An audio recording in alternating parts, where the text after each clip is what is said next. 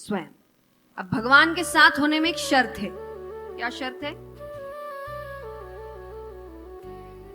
शस्त्र नहीं उठाएंगे, जो भी युद्ध करना है दिमाग से और बोली से करेंगे, हथियार नहीं उठाने वाले। अब कोई भी समझदार क्या चुनेगा? बताओ। नहीं, प्रैक्टिकल आंसर, भक्ति को साइड रख के। सेना, कोई भी सेना ही चुनेगा।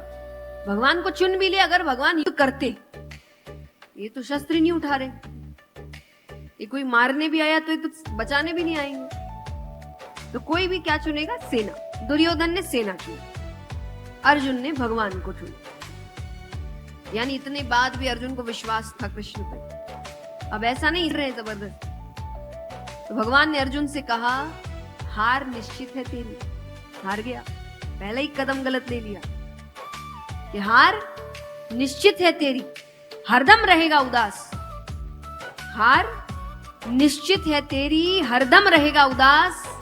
अरे माखन तो दुर्योधन लेगा, केवल छाछ बची तेरे पास।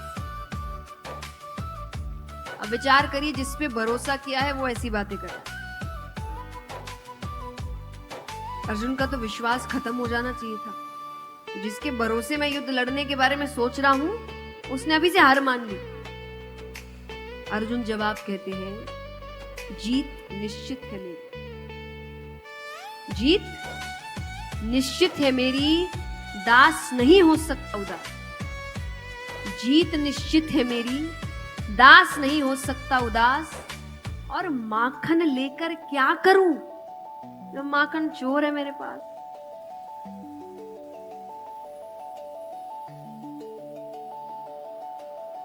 अब यहां एक बहुत सुंदर चीज बताई।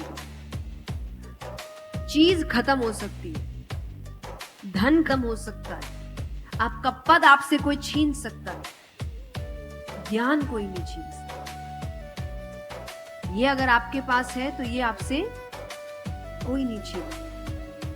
वो बता रहे हैं कि मैं माखन के पीछे क्यों भागूं, जब माखन प्राप्त करने की जो कला है वो मेरे पास है।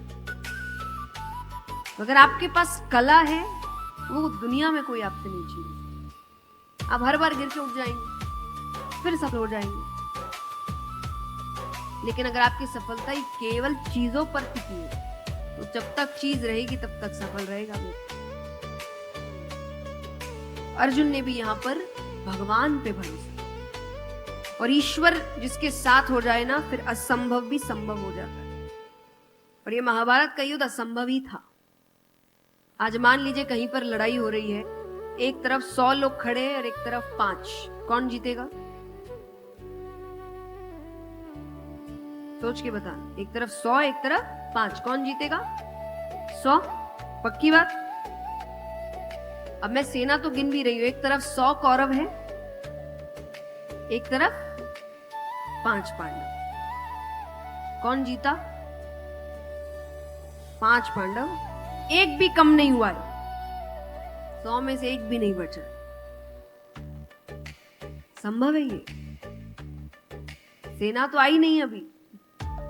ये दोनों भी आमने सामने खड़े हो जाए, हो ही नहीं सकता था कि 5 बच जाए, पर यहां 5 में से एक भी कम नहीं हुआ।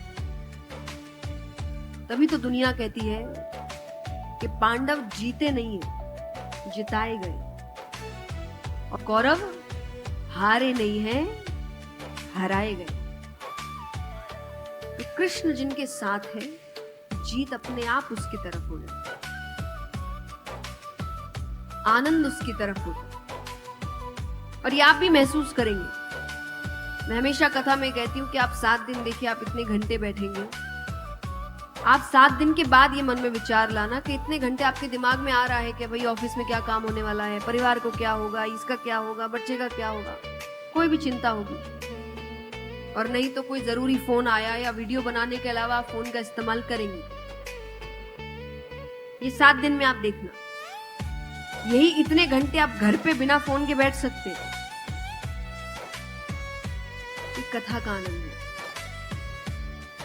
जब आपका जुड़ाव ईश्वरी चिंताएं दूर हो जाती है। भले यहां से बाहर निकलते ही चिंता फिर शुरू हो जाएगी, फिर फोन आने लग जाएंगे, अरे ये नहीं हुआ वो नहीं हुआ। यहाँ चिंता दूर हो जाए, ये उसकी कृपा है। अब विचार करो ऐसा जीवन हो जाए तो कोई चिंता ही नहीं। शास्त्र और आध्यात्मिक ज्ञान के लिए हमारे चैनल को सब्सक्राइब करें।